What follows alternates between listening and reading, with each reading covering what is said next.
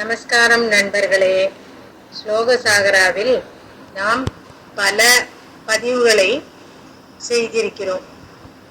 அதில் சமஸ்கிருத ஸ்லோகங்கள், தமிழ் ஸ்லோகங்கள், பல போற்றிகள், அஷ்டகங்கள், அஷ்டோத்திரங்கள், திருசதி, சதநாமாவளி ஸ்தோத்திரம், சகஸ்ரநாம ஸ்தோத்திரம், மேலும் பல பிரத்யேக ஸ்லோகங்கள், கந்த சஷ்டி கவசம், கந்த குரு கவசம், 6 படை வீடுகளுக்கான கந்த சஷ்டி கவசம், இந்த மாதிரி அபிராமி அந்தாதி, திருப்புகழ், இப்படி நீங்கள் எதை விரும்புகிறீர்களோ அந்த பாடலை தேர்ந்தெடுத்துக் கொள்வதற்கு வகையாக பல ஸ்லோகங்களை பதிவிட்டிருக்கிறோம்.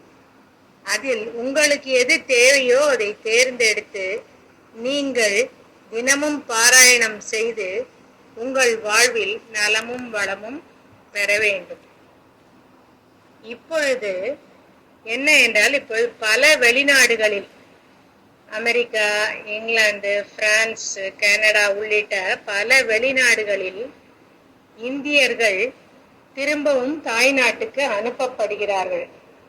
பல பேர் ஓபிடி என்று சொல்லப்படும் இந்த ஸ்டூடெண்ட் விசா, அந்த மாதிரியான விசாவில் இருப்பவர்கள் கூட அவர்கள் தாய்நாட்டுக்கு திரும்ப வேண்டிய கட்டாயம் ஏற்பட்டுள்ளது.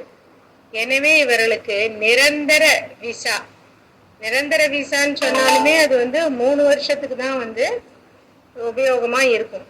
அந்த மாதிரியான 3 வருடங்களுக்கு ஒரு முறை திருப்பி திருப்பி நம்ம ரெனியூ பண்ணக்கூடிய வசதி உள்ள அந்த விசாக்கள் கிடைக்க வேண்டும் என்று எல்லோரும் பிரயத்தனப்பட்டு அதற்காக என்னென்ன செய்ய முடியுமோ அதையெல்லாம் செய்து வருகிறார்கள்.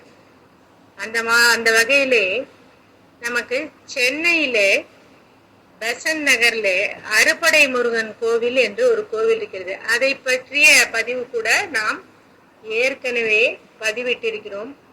6 படை வீடுகளும் ஒன்றாக இணைந்த மிகச் சிறப்பு வாய்ந்த அறுபடை முருகன் கோவில். எனக்கு தெரிஞ்ச இந்த வட்டாரத்தில் அந்த மாதிரியான 6 படை முருகரும் ஒரே கோவில் சந்நிதிகள் அமைந்த வேறு எந்த கோயிலும் எனக்கு தெரிந்து இல்லை. அதனால் இது மிக மிக சிறப்பு வாய்ந்த அருமையான ஒரு கோவில். இந்த கோவிலில் நடு மையத்தில் பிரதானமாக நியூயார்க் மகா கணபதி என்று சொல்லப்படும் விசா கணபதியின் சிலை ஸ்தாபிக்கப்பட்டு அந்த பிள்ளையாருக்கு அநேகம் பேர் விசா கிடைக்க வேண்டும் என்று வேண்டுதல் வைத்து அர்ச்சனை செய்து மாலைகள் இட்டு அருகம்புல் மாலை சாற்றி வஸ்திரங்கள் சாற்றி வேண்டிக் கொண்டு செல்கின்றனர். அப்படி வேண்டுதல் வைத்தவர்களின் அத்தனை பேருடைய வேண்டுதல்களையும் நிறைவேற்றும் மிக மிக சக்தி வாய்ந்த விசா கணபதியாக இவர் இருக்கிறார். அதனாலே இவருக்கு புனை பெயராக, பட்டப்பெயராக நியூயார்க் மகா கணபதி என்று செல்லமாக எல்லோரும் வைத்து விட்டார்கள். விசா கணபதி என்றும் இவரை கூறுகிறார்கள்.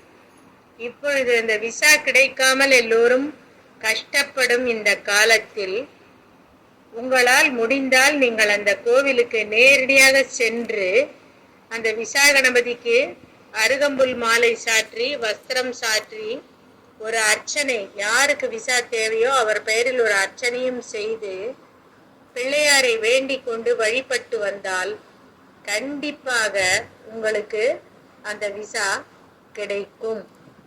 இது எங்களின் சொந்த அனுபவத்தில், எங்கள் வீட்டில் மகன் மருமகன் எல்லாருக்குமே இந்த மாதிரியான நல்ல விஷயம் பலமுறை நடந்திருக்கிறது. அதனால் நீங்கள் எல்லோரும் இந்த விசா கணபதியை வணங்கி உங்களுக்கு தேவையான விசாக்களை பெற்று வெளிநாட்டில் வாழ வேண்டும் என்ற ஆசை இருந்தால் அந்த ஆசை நிறைவேறி இன்பமாக வளமுடன் வாழ பிள்ளையாரை, விசா கணபதி என்கிற நியூயார்க் மகா கணபதியை நான் வேண்டிக் கொள்கிறேன்.